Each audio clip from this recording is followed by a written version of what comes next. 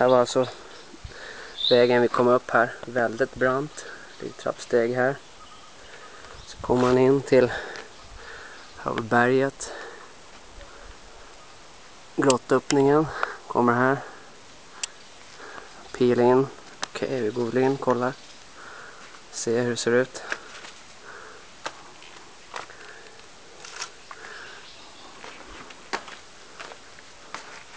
Än så länge syns det lite grann. Här är någon stor formation, stenformation. Jäklar. Eko!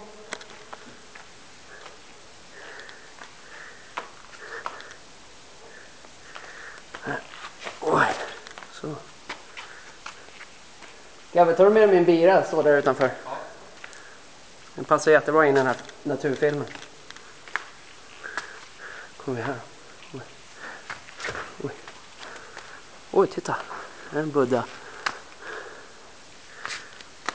Oj, här kommer solen in från något annat håll. Jävla häftigt. Ja. Stengrotta. Ska se vad tigern håller hus. Det var alltså en Buddha-tempel, eller vad man ska kalla det. Hoho!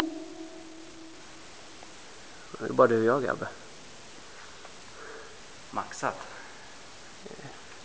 Jävligt snyggt.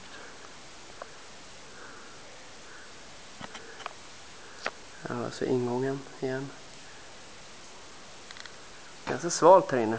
Det droppar lite vatten, ser man. Eller hör, rättare sagt. Här inne ska man haft en liten pool. Kan du badat.